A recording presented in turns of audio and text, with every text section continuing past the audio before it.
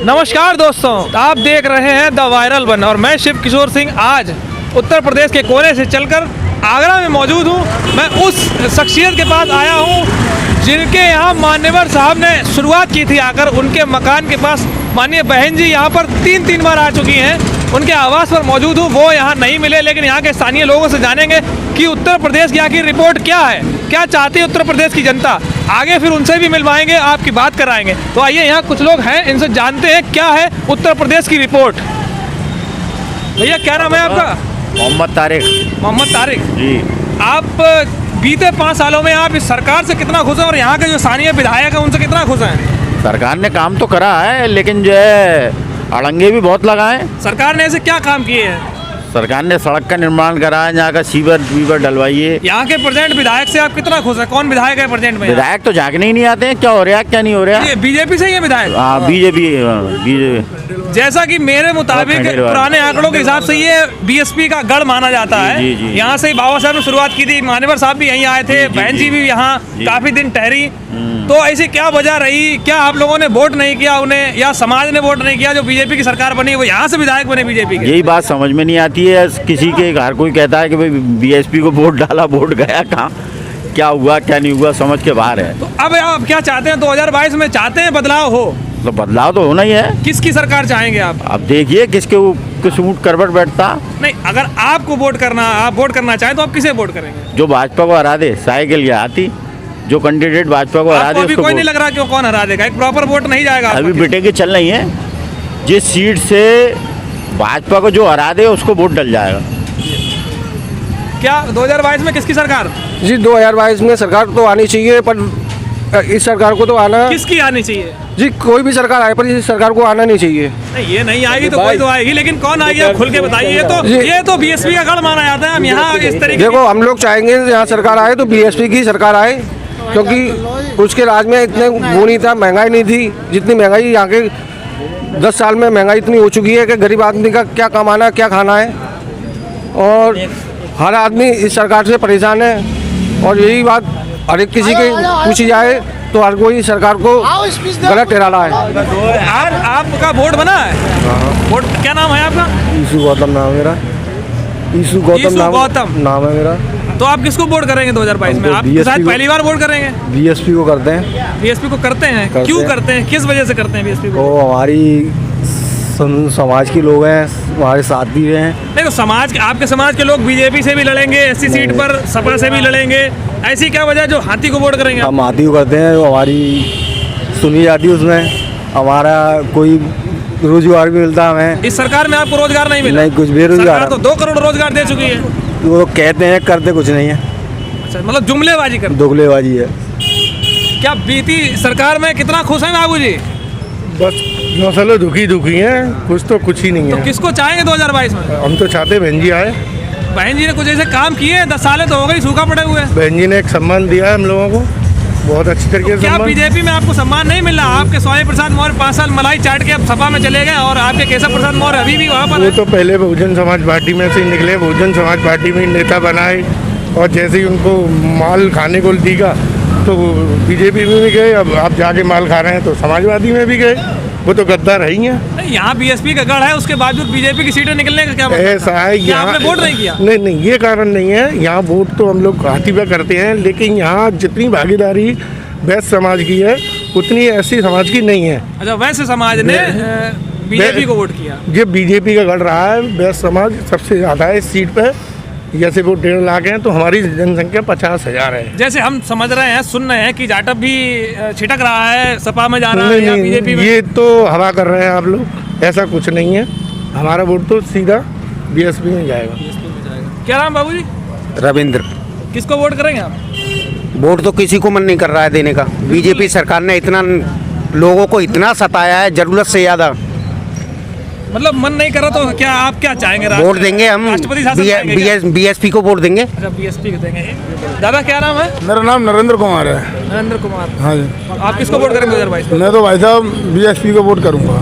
हाँ जी, बीएसपी को सारे ही वोट करते हैं लगभग यहाँ से। बीएसपी को सब वोट करते हैं, लेकिन बीएसपी निकलती क्यों? अब देखो, ये क्या है, एक तो मशीनों में गड़बड़ हो जाती है। अगर उससे कागज के द्वारा पेटी में मतदान हो, उससे मायावती जीत जाएगी।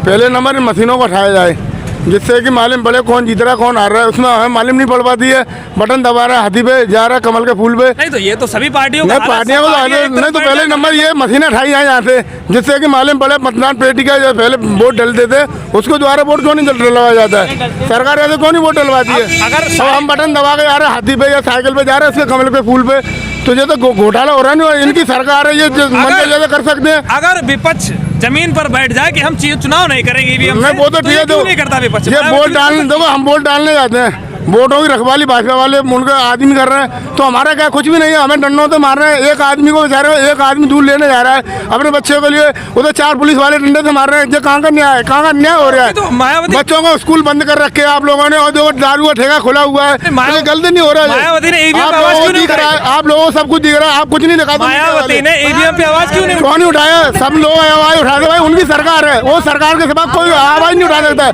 जो कोई आवाज उठाता है चलो बंद कराई, सही बात है भाई। बाजार बंद, खाने पीने का सब सौदा बंद करा दिया। इनका सरकार चल रही है। गुजरात में शराब बंद है, क्या चलना बंद, सरकार से मांग करो। नहीं था तो जनता चल रही है, सरकार चल रही है बाकी मोदी की। ठेका खोल रखे हैं हमने, तो देखिए तो सरकार चल रही है। अगर में सबसे ज्यादा दारू पीता आदमी और वो कमाता भी है और बर्बादी ज्यादा करता है। करोगे बीजेपी है भाई। आती में जाओ वोट करो, आदि भी जाओ, कोई यहाँ से कोई खिलाफ नहीं जा रहा है। यहाँ का जो भी बोर्ड है सारा बीएसपी का ही है। मुसलमान हो आप किसको लोग हम तो बीएसपी को देते हैं शुरू से। हैं कि मुस्लिम समाज ज्यादातर सपा के साथ है, ऐसा अखिलेश भी कह रहे हैं, ऐसा उनके नेता भी कह रहे हैं कि हम 403 में से 400 सीटों का दावा कर रहे हैं। देखिए सर, मुझे बाकी मुसलमानों की तो पता नहीं, पर मैं बीएसपी को सपोर्ट करता हूँ शुरू से ही। और जब से मैंने होश संभाला, मेरा वोट आया, जब से मैंने बीएसपी के अलावा किसी को वोट नहीं दिया। ये बहुत बड़ी बात निकल के सामने आई है कि मोहम्मदन समाज आगरा के अंदर बीएसपी को ही वोट करता है और करता रहेगा। तो जैसा कि हमने आपको अभी बताया था, यहाँ पर वो शख्सियत मौजूद हैं जिनके घर पर मान्यवर साहब ने शुरुआत की थी और बहन जी इनके यहाँ 3 बार आई थी। अब कंडीशन ये है कि उनकी तबीयत ठीक नहीं रहती है और वो अपनी मानसिक उस दौर से गुजर रहे हैं कि वो भूल जाते हैं कि हमारे यहाँ हमारे बेटे हैं या हमारी बेटी हैं। इस तरीके की कंडीशन में यहाँ बसपा का कोई भी कार्यकर्ता उनको देखने नहीं आता। यही पूरे उत्तर प्रदेश का हाल है कि बसपा के जो पुराने साथी थे जिन्होंने बसपा को उठाया और वहाँ तक पहुँचा दिया, उनको अगर देखने नहीं आते तो क्यों नहीं आते, और कब तक ये आखिर ऐसा चलेगा, कब तक अपमान सहेगा बहुजन समाज पार्टी का पुराना कार्यकर्ता। तो आइए उनसे बात करते हैं, देखें क्या वो बात कर सकते हैं। बाबूजी, बहुजन समाज पार्टी के साथ आप कितने लंबे समय से हैं? आपने कब से काम करना शुरू किया था? काफ़ी दिन से किया है। आपका शुभ नाम? शुभ नाम राधेश्याम भारत। राधेश्याम भारत जी। जैसा कि हम आपके आवास पर थे, नीचे एक फोटो लगी थी, वो किसकी थी फोटो? फोटो तो मेरा ही था, खुद का स्वयं था। डॉक्टर के नाम से वहाँ पर फोटो थी क्या आपकी? हाँ, डॉक्टर के नाम से। तो आप काफ़ी लंबे समय से बहुजन समाज पार्टी के साथ काम कर रहे हैं और उससे पहले बहुत ही महत्वपूर्ण सियासत थी। कंडीशन ये है कि जो बहन जी के पास रिपोर्ट पहुंची थी, इनके जो साथी हैं उनके बताने के मुताबिक वहाँ कह दिया गया था कि ये इस दुनिया में नहीं है।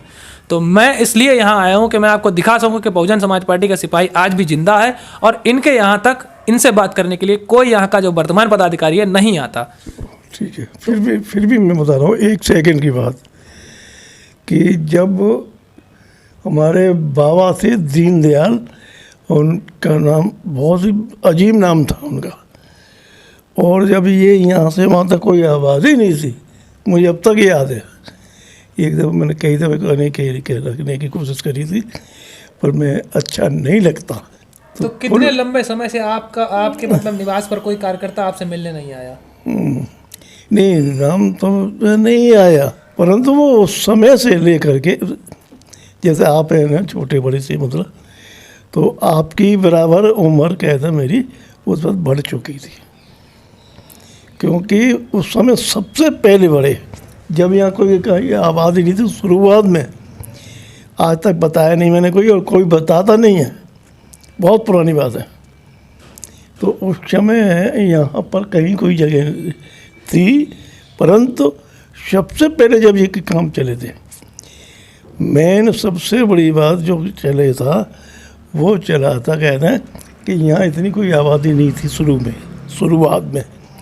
मैं तो वैसे आपकी जैसी कैटेगरी से ये भी ज़्यादा था उस वक्त, परंतु साथ में ज़्यादा एक्स्ट्रा ज़्यादा रहने वाला वो कहते हैं वो हमारे सबसे पहले दीन दयाल, वो हमारे बाबा थे। बहुत पुरानी बात है।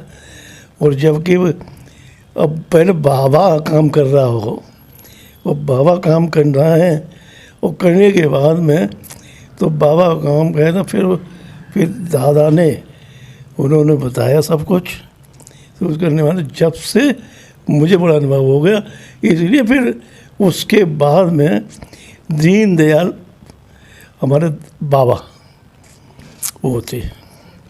फिर उसके बाद में तो हम तो बहुत छोटे, काफ़ी दिन के बाद में तो मुझे तरक्की, जैसे आप बैठे ना आप, तो आप तरक्की करती हैं, सम्मान करते हैं, क्योंकि अब लोगों ने सबों ने अच्छा काम रिकॉर्ड किया है। हमारे बहन जी आपके यहाँ कितने बार आई हैं? बहन मायावती आपके यहाँ कितनी बार आई हैं? मायावती तो स्टार्ट ही करी है, यहाँ से शुरुआत की थी। और क्या। तो उसकी स्टार्टिंग तो देखा जाए तो सबसे पहले प्यारे लाल पिताजी थे हमारे बाबा। फिर अच्छा बाबा तो मैं कह गया जल्दी, लाले की आपकी सबों की वजह से। तो बाबा थे सबसे पहले दीन दयाल, काफ़ी उम्र, वो हमारे कहते पिताजी के बाबा थे। पिताजी बाबा जो थे, चलो अच्छी बात है, लाले की वजह से या आपकी वजह से, तो ये बात उन्होंने बहुत अच्छा काम किया था। क्योंकि दीन दयाल जब कोई भी काम यहाँ पे कहीं भी किसी भी जगह नहीं, जगदीशपुर में नहीं था, कहीं भी नहीं था, नलवा मंडी में न बहुत नाम में था, वो आगे तक नहीं था।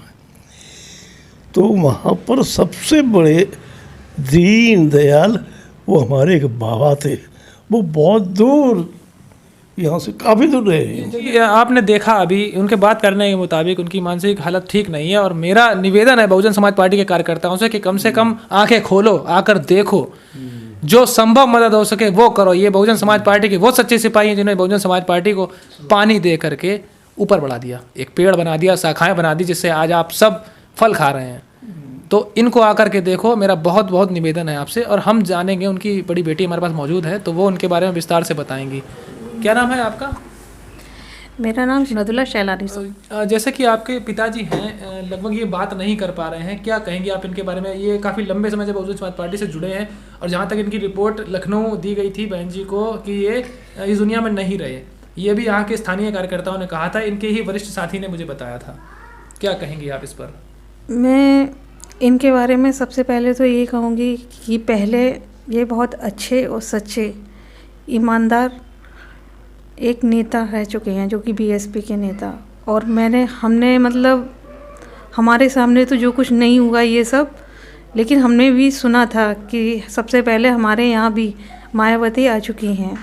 कार्यकर्ता फ़िलहाल तो इस समय वर्तमान में तो इस समय अब इनके पास ना कोई आता है और ना कोई इनकी खास खबर कोई लेता है। सच बात तो ये है। अच्छा, वैसे अगर आप वोट की बात कर लें तो क्या आपका मन करेगा कि बीएसपी को हम वोट करें? फ़िलहाल तो हम अब मन में तो कुछ भी कह लीजिए, लेकिन ये है कि हमारा अक्सर बीएसपी की तरफ ही वोट जाता है। जैसा कि आपने देखा कि ये हालात हैं, बहुजन समाज पार्टी का कार्यकर्ता कोई भी नहीं आता। भैया, हम निवेदन करेंगे आपसे कि इनको देखें, इनसे बात करें, ठीक है, ताकि आज में आगे समाज में अच्छा संदेश जाए। आप बने रहिए हमारे साथ, हम आपको मिलवाते रहेंगे आगे और भी ऐसी हस्तियों से जिनके पास कार्यकर्ता नहीं जाते। हम आंखें खोलते रहेंगे, आप बने रहिए हमारे साथ।